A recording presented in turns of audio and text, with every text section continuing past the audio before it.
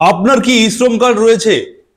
যদি আপনার ই শ্রম কার্ড থেকে থাকে তাহলে কেন্দ্র সরকার আপনাকে প্রতি মাসে ৩,০০০ টাকা করে আপনার ইনকাম সুনিশ্চিত করার লক্ষ্যে আপনাদের মোবাইলে একটি SMS পাঠানো হচ্ছে ই শ্রম কার্ডের তরফে।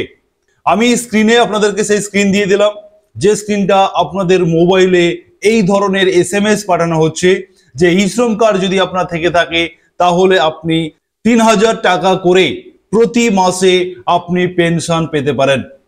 ই শ্রম কার্ড পোর্টালের মাধ্যমে প্রায় ৩০ কোটি অসংগঠিত শ্রমিকদের এই কার্ড পাইয়ে দেওয়া হয়েছে এবং এই কার্ডের বিভিন্ন সুযোগ সুবিধা রয়েছে।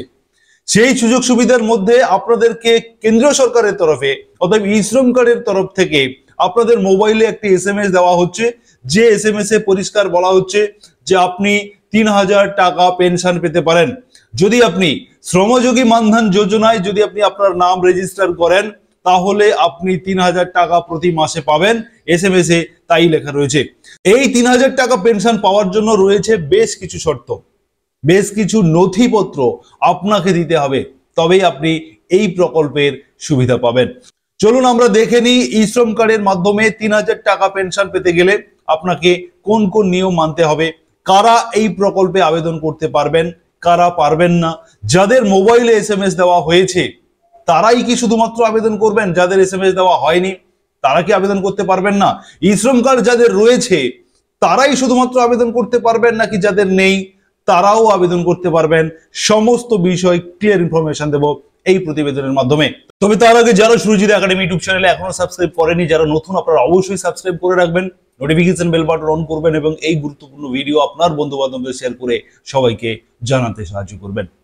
অন স্ক্রিন আপনাদেরকে ই শ্রম কার্ডের পোর্টালে আপনাদেরকে দেখাচ্ছি। এই পোর্টালের মাধ্যমে আপনাদের যাদের ই শ্রম কার্ড এখনো পর্যন্ত আপনারা করেননি, আপনারা এই রেজিস্টার অন ই শ্রম এই লিঙ্ক থেকে আপনারা ই শ্রম কার্ড এখনই আপনারা আবেদন করতে পারবেন এবং এই ই শ্রম কার্ড সঙ্গে সঙ্গে জেনারেট হয়ে যায়। মানে আপনার এই আবেদন করার সঙ্গে সঙ্গেই আপনি ই শ্রম কার্ডটি আপনার হাতে পেয়ে যাবেন।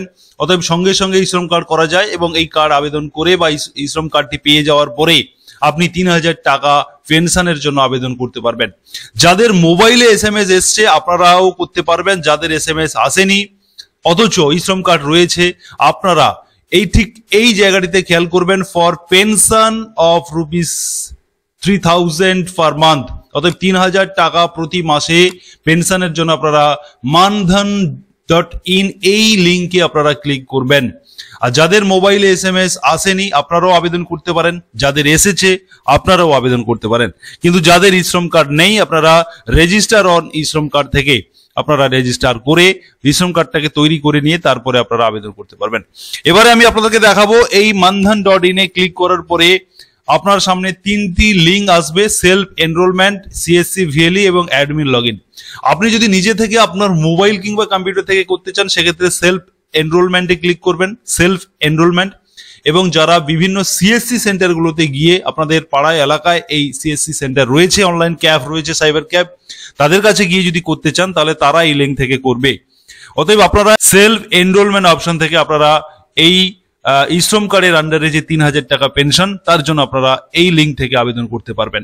এবারে আমি আপনাদেরকে দেখাবো এই টাকা পাওয়ার জন্য কোন কোন শর্ত রয়েছে বা এই কার্ড পেতে গেলে আপনাকে কোন কোন ডকুমেন্টস দিতে হবে, কি কি করতে হবে আপনাকে। এবারে আমি আপনাদেরকে প্রধানমন্ত্রী শ্রমযোগী মানধন যোজনার যদি পূর্ণ গাইডলাইন আপনাদেরকে দেখাই, যাদের ইনকাম 15,০০০ টাকার কম প্রতি মাসে আপনারা এই মানধন যোজনাতে আবেদন করতে পারবেন।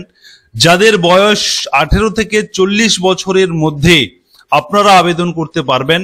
যাদের NSP পোর্টালে রেজিস্টার নেই, অতএব ন্যাশনাল পেনশন স্কিমের আন্ডারে যারা নেই বা এই প্রকল্পে যারা আবেদন করেননি আপনারা আবেদন করতে পারবেন এই মানধন যোজনাতে।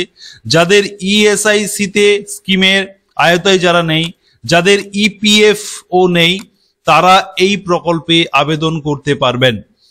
এবারে আমি আপনাদেরকে যেটা বলবো যে আপনাদের সুবিধা পাবেন এই প্রকল্প থেকে আপনারা মিনিমাম আপনারা প্রতি মাসে ৩,০০০ টাকা করে আপনারা পেনশন পাবেন যখন আপনার বয়স 60 বছর অতিক্রান্ত হবে। 60 বছর 1 মাস থেকেই আপনার পেনশন অটোমেটিক চালু হয়ে যাবে।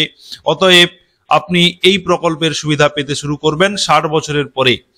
এবারে আপনাকে বলা হচ্ছে যদি কোনো পেনশন হোল্ডার পেনশন পেতে পেতে, অতএব 3000 টাকা করে পেনশন পেতে পেতে যদি সেই পেনশন হোল্ডার মারা যায়, সেক্ষেত্রে তার নমিনি যিনি থাকবেন তিনি 50% পেনশন পাবেন। অতএব 1500 টাকা করে পেনশন, তিনি যতদিন বাঁচবেন ততদিন এই 1500 টাকা করে পেনশন তিনি পেয়ে যাবেন। এবারে আমি আপনাদেরকে যেটা বলবো যে এই পেনশন পেতে গেলে কিছু কন্ডিশন রয়েছে। কন্ডিশন হচ্ছে আপনাকে কিছু পরিমাণ টাকা প্রতি মাসে জমা করতে হবে এবং সেটা আপনার বয়স অনুপাতে। দেখুন এখানে 18 বয়স থেকে শুরু হচ্ছে, 18 থেকে, এবং আপনি 40 বছর পর্যন্ত আপনি এই প্রকল্পের আয়তায় আসতে পারেন। যদি আপনার বয়স 18 থেকে 40 হয়, সেক্ষেত্রে এখানে বয়সগুলো দেওয়া রয়েছে অনস্ক্রিন, আপনাদেরকে দেখাচ্ছি। আপনারা একটু স্ক্রিনটাকে, পুরোটা আমি বলবো না, শুধুমাত্র সিস্টেমটা বলে দিই। যদি আপনার 18 বছর বয়স হয়ে থাকে, সেক্ষেত্রে আপনাকে 55 টাকা প্রতি মাসে দিতে হবে। এমন কিছু বিষয় বিশেষ অসুবিধে নয় 55 টাকা দেওয়া, মাত্র 55 টাকা আপনাকে দিতে হবে। এবং আপনি 55 টাকা দিলে সরকার আপনাকে 55 টাকা দেবে। এই নিয়ে 110 টাকা আপনার অ্যাকাউন্টে জমা হবে। আপনার বয়স যদি 19 হয়, 19 বছর হলে আপনাকে 58 টাকা দিতে হবে, সরকার আপনাকে 58 টাকা দেবে। এই নিয়ে 116 টাকা জমা হবে। এইভাবে আপনার বয়স অনুযায়ী আপনাকে দিতে হবে। ধরুন আপনার বয়স এখন যদি আমি ধরে নিই আপনার 35 বছর বয়স, সেক্ষেত্রে আপনাকে 150 টাকা প্রতি মাসে দিতে হবে। এটা এমন কিছু বিশেষ অসুবিধে নয় 150 টাকাটা দেওয়া আজকালকার দিনে। তো আপনি 150 টাকা দিলে সরকার 150 দেবে, এই নিয়ে 300 টাকা জমা হবে।